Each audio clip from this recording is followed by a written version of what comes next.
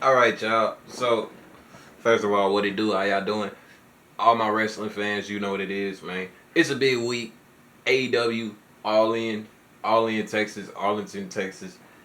And also, it's a big week for whoever in Atlanta and is a wrestling fan. It's a big week for Atlanta in general. Not only is Beyonce coming, her Cowboy Carter tour is basically going to the Mercedes-Benz Stadium where the Falcons play, but across the street, WWE is going to be hosting 3 events. One at Center Stage, NXT Great American Bash, Saturday afternoon. Later that evening, they got WWE Saturday Night's Main Event. And then the next evening, they got an all-women's PLE WWE Evolution. And I'm basically here to kind of ask the question, is WWE counter-programming AEW necessarily a bad thing? Because as somebody who likes both, I like both. I like watching both of them, right? So I don't even like really stressing about which one I'm gonna watch. Hell, I got 2 TVs downstairs. I'll show y'all the setup. Maybe I'll show it to y'all later. You know what I'm saying? But the thing about it is, it ain't no problem as far as which one I'm gonna watch. But as far as the tribalism, I was on Twitter today. As you know, as much as I hate that app, it's like the drug that you just, you get on it, you just start scrolling, you start consuming all type of opinions, and they enter your realm of thinking. Do they affect the way I think? Nah, but I do it to see the consensus of what people think is hot. It's like a psychology study, but then again, it's such a fake ass app, and it's so many unknowns and losers spending their time on that app so much, they make anything go viral. And a lot of people believe misinformation as long as it gets a lot of likes. So, Twitter is probably the most dangerous social media app that's been around post MySpace era. You know what I'm saying? Like, shit more toxic than Facebook, shit more toxic than Instagram, shit way more toxic than TikTok, Snapchat, all that. But TKO basically had posted a schedule of the events that they got for this week. And, bro, when you go to the comment section, it's everybody basically spamming about AEW All In. Now, the reason I made this video, the reason I really wanted to ask this question, because the tides have turned, if you paid attention, since 2019. AEW came into existence. Everybody who was tired of the Vince McMahon type way of WWE before Triple H got involved and before he took over what is now known as WWE in the Renaissance era or the TKO era, depending on how you look at it. A lot of people were tired of WWE. We were tired of the repetitive booking, the part-time stars, stuff that just didn't make sense, the burial and the misuse of a lot of people that we've seen come up from NXT and that had potential but would just get left by the wayside due to bad booking and inconsistent booking and dumb storylines. And you can go back from you can go back the 2010s era and see that. So when AEW became a thing because of the Young Bucks, Kenny Omega, Cody Rhodes, and Tony Khan, who is the son of Saheed Khan, who owns the Jaguars, they linked up and basically created this new world, this new empire of wrestling, where it's more focused on what goes in the ring. What goes on in the ring. It's more focused on what goes on in the ring, and it's more focused on basically letting the wrestlers be free. It wasn't anti WWE, not per se, but it was, we're not WWE, so come check us out. And they were hot. They got a lot of former WWE talent that came over there, and it was like a big high school reunion or a college reunion, because besides WWE being the big mainstays of like the Hollywood of pro wrestling, AEW was there as like an alternative on North American soil to be on TV, get paid a lot of money, and to do what you love doing, which is wrestling. Which in WWE, they had a monopoly over the industry for so long, it was like, well, I don't really want to go here, but then again, if I'm going to cut my teeth and really be on TV and be a star or be somebody, why not? But see, guys like Kenny Omega and Drew McIntyre and Zack Sabre Jr. and Will Ospreay, I want to say guys like that, Cody Rhodes too, AJ Styles too, before he really went to WWE, they established names for themselves, or they made it to the point where you didn't necessarily need the WWE system. You just needed star power, you needed skill, you needed connection with the fans. And AEW was also there to help stars and help put people on and stuff like that. But the tides have turned ever since WWE got taken over by Triple H and TKO, and then AEW seemed to be more drama-filled and kind of more... You've seen the inconsistencies with their roster and just the booking and just the way they were handling a lot of things. So I've always watched both of them, though. Since around 2020, I got into AEW during the pandemic, and I've always kept up with both of them just as an avid wrestling fan. I've even watched TNA. You know what I'm saying? I like wrestling, bro. That's all it is. But at the end of the day, this weekend, I look at WWE counter programming AEW. Now, a lot of people have been saying AEW is back in they back restoring the feeling. They got newer stars. They've exited the past era of who they once had. Guys like Chris Jericho and CM Punk was once there, and Bryan Danielson was once there, and You know, guys like Cody Rhodes, who was there too, and you had the House of Black, Britt Baker. You had stars there that, you know, Sammy Guevara, Darby Allin, Orange Cassidy, MJF, like, you know, pre what he is now. It was a era. See, they've in the 6 years they've been around. It's eras they've already gone through, but now it feels like a whole new clean slate with just a lot of more lucha libre influenced wrestling. You got Mercedes Moné. She's coming in there winning all the belts.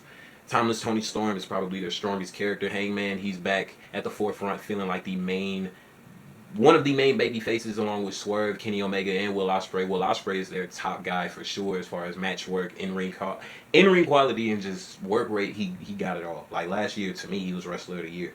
As far as AEW's side of things, he can put on great matches. He'll do it consistently. He can tell a good story to me.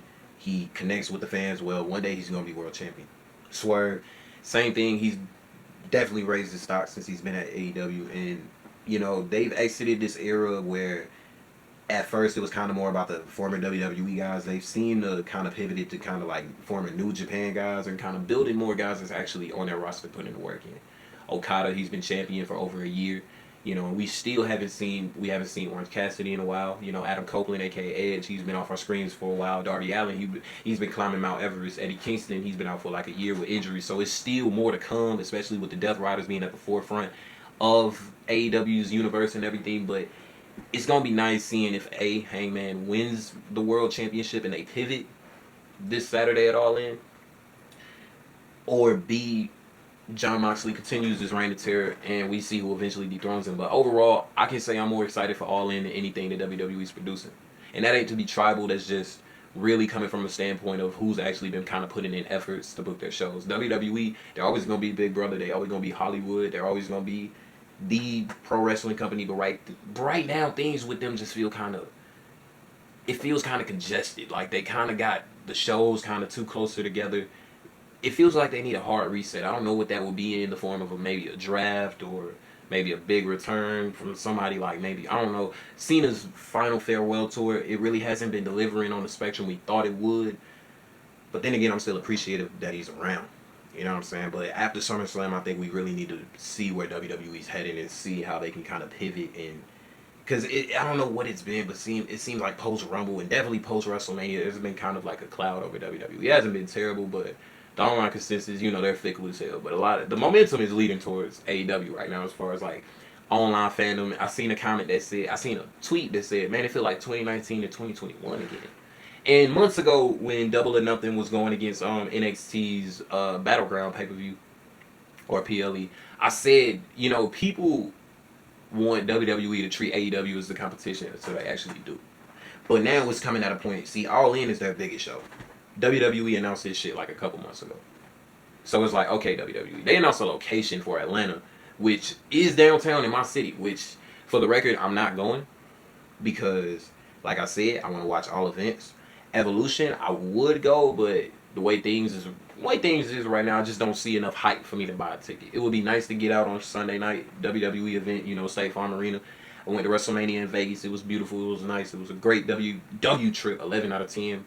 Still, you know, getting out now, I'll see when this paycheck hit. But then again, you know, I'm not really. I'm free that Sunday, so I'll go by myself, you know what I'm saying? Anytime I try to get people to go, like the homies or some shit, it's never really, don't really fall through, but I don't mind going by myself. But the thing about it is, 4 events. Actually, there may be 5, because I think Ring of Honor got something too. Supercard of Honor, I may be wrong, but I got to check in to see if they got an event before All In. But I can honestly say, man, this weekend going to be interesting. It's going to be interesting to see I'm definitely going to be paying attention to who has the better show. Not to be tribal once again, but people need to understand if the tides are turning. Because I notice when people say AEW is not cooking, but WWE is hot right now, and vice versa. Like AEW is cooking, WWE they flopping. We need to see what factors are really determining which shows are doing how or what, and see like what WWE can do better. Because they got a 2-night SummerSlam. They can't waste this event. That SummerSlam event is either gonna make or break them. Because WrestleMania, even though I was in attendance, a lot of the buzz around WrestleMania was kind of So SummerSlam, New York, New Jersey, actually, MetLife Stadium, they could use the opportunity to come back as far as the momentum. But as you can see from the tweet I'll screen record it and basically put it up in the video so y'all can see like just how AEW fans online are just they spam it all in, all in. Nobody gives a fuck about these shows. We all in, bro. And I will say this: WWE, y'all wrong as hell for setting up y'all talent to come the weekend of Beyonce coming to Mercedes Benz. Beyonce, bro. What are you doing? Why? Like, did y'all not examine the market? Now. Thank y'all for giving us another event. Y'all gave us bad blood day one. We waiting on another WrestleMania because Mercedes Benz or one. Yeah, where Kendrick Lamar went to the GNX. He took his GNX tour. Niggas was lit. I wasn't even there, but niggas was lit. And now Beyonce, she going there. NBA YoungBoy, he coming to the State Farm Arena in October, September, bro. Bring y'all ass back to Atlanta for one more WrestleMania. Y'all know the one y'all gave us was. So that's all I'm saying, man. At the end of the day, y'all wrong for not only counter programming AEW's biggest show in such a lazy, money grabbing like fashion. And I'm gonna watch still. I'm still gonna be seated, but we noticing. The build has been minimal to all the events, all of them. Saturday night's main event, the main match being Goldberg versus Gunther. Which, if Gunther don't destroy Goldberg in 3 minutes, I don't care. You feel what I'm saying? Last match, I get it. Atlanta, city where WCW was basically presented, city where Goldberg played football, city where he's from. I get it. Let's get this shit out the way, man. Saturday night's main events, they feel like a specialized televised house show anyway. They've had that vibe since y'all brought them back. But I don't know, man. Coming to Atlanta the weekend that Beyonce's coming to Atlanta too. Right next door. If you know anything about that, if you know anything about the A and anything about Atlanta, you know Mercedes-Benz Stadium, State Farm Arena, they neighbors, nigga. But then again, WrestleMania, I remember going to WrestleMania in Vegas. There was a hockey game at T-Mobile Arena literally the night of night too. Because I remember when I got from Allegiant Stadium all the way over to the Strip, then I was walking and near T-Mobile Arena, it was like all the wrestling fans was gone. It was now hockey fans. You feel what I'm saying? But overall, man, it's going to be interesting to see this weekend. As a pro wrestling fan, I can't wait. Monday Night Raw starting in like an hour, man. Hopefully this go-home show is at least decent. Raw has been a little... That's what I'm saying. That product, it just, you know what I'm saying? When Triple H first got in control, man, he was in his bag. But now I think the honeymoon phase has definitely been over, and we're seeing a lot of holes in his booking. Tony Khan, shout out to him for basically making a good comeback. And All In is going to be the show that we really need to see if it makes a break. We need to see how this weekend goes. But make sure to watch with your eyes, not with your heart, or not with your hate. Goddamn. That's what, yeah. Watch with your eyes, not with your heart. Nah, not with your hate. There you go. Yeah, I'm buzzed right now. But, man, like, comment, share, subscribe. I'm going to get up out of here. I'll see y'all, man. You did.